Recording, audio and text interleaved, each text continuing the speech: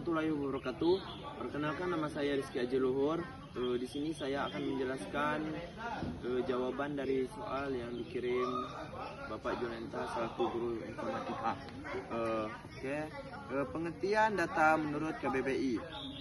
Menurut Kamus Besar Bahasa Indonesia KBBI, data adalah kumpulan fakta atau informasi yang diperoleh melalui pengamatan, pengukuran atau penelitian biasa dalam bentuk angka, teks atau gambar dan dapat diolah serta dianalisis untuk mendapatkan pemahaman atau pengetahuan lebih lanjut. Soal yang kedua, hubungan data dan informasi. Yang pertama, analisis data deskriptif. Yang kedua, analisis data diagnostik. Yang ketiga, analisis data prediktif. Yang keempat, analisis data preskriptif. Soal yang ketiga, empat kriteria analisis data menurut Kode 2021.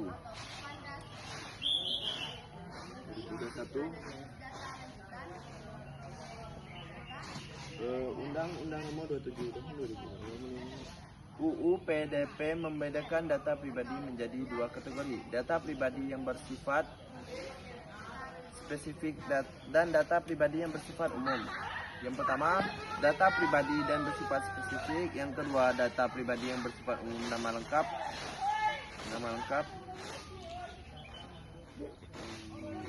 fasilitas data dan fasilitas sumber data memiliki hubungan yang erat. Data memiliki hubungan yang erat.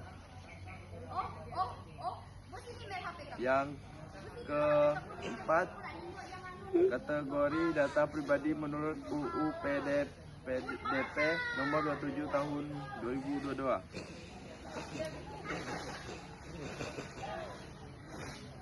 Berikut adalah beberapa tahap.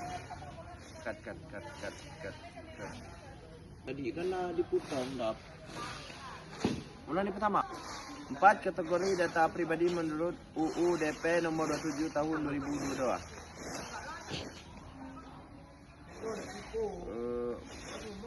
Undang Nomor 27 tahun 2022 melindungi data pribadi. UU DPD membedakan data pribadi menjadi dua kategori: data pribadi yang bersifat spesifik dan data pribadi yang bersifat umum. Yang pertama, data pribadi yang bersifat spesifik.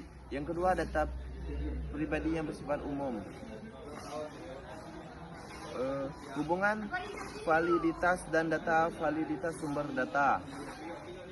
Validitas data dan validitas sumber data memiliki hubungan yang erat. Validitas data mengacu pada keakurat dan kesesuaian informasi dengan kenyataan, sedangkan validitas sumber data berkaitan dengan kredibilitas dan keadaan sumber informasi itu sendiri.